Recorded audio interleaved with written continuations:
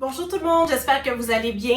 J'avais envie de partager avec vous une recette toute particulière pour le temps des fêtes. Je sais qu'on n'aura pas un temps des fêtes comme on est habitué, mais pourquoi pas en profiter justement pour se faire un beau repas réconfortant à la maison et c'est ce que je vous propose. Donc, ce sera un rôti de dindon qui est fait à partir d'une poitrine de dindon et il sera farci d'olives, de tomates séchées, de mascarpone et tout ça nappé d'une sauce crémeuse au vin blanc.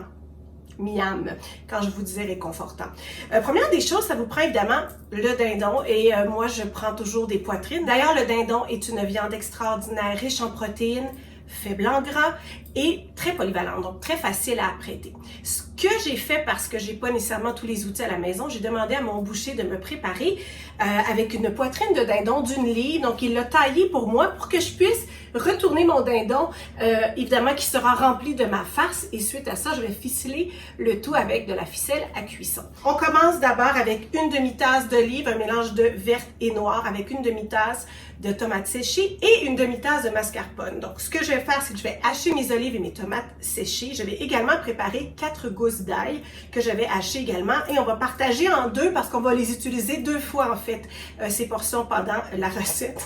Très drôle, mon chat qui passe derrière. Je pense que pas m'a faim.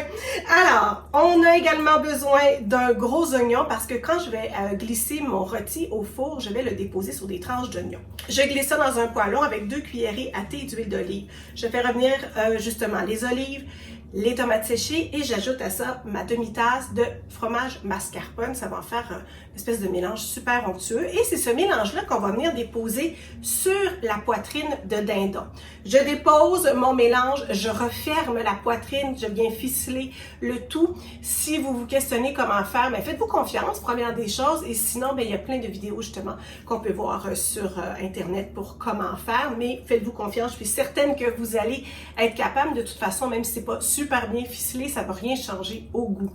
Une fois que ça c'est fait, je fais revenir dans le même poêlon que j'avais tantôt, qui a conservé tout son goût des olives, de l'huile, et je fais revenir avec encore un petit peu d'ail, ma deuxième portion en fait, et un peu d'huile d'olive, 2 minutes à peu près le rôti de chaque côté, juste pour qu'il vienne un petit peu griller, puis que ça ajoute encore plus de goût.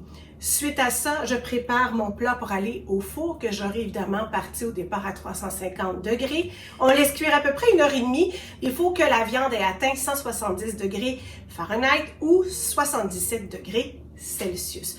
Ensuite, à la fin de la cuisson, quand tout est prêt, on a notre même poêlon qu'on a utilisé plus tôt pour préparer les olives et les tomates séchées et ensuite faire rôtir le dindon dans lequel à feu vif, on va ajouter du bouillon de volaille, vin blanc et la crème. On va laisser réduire et c'est ce qui va faire notre sauce qui sera délicieuse qu'on va venir napper ensuite sur notre rôti. Moi, je le sers au centre de la table avec les légumes que j'ai. Là, aujourd'hui, courgettes et pommes de terre grelots. Évidemment, vous vous laissez inspirer pour ça. Bon appétit tout le monde et surtout passez des belles fêtes. Prenez soin de vous.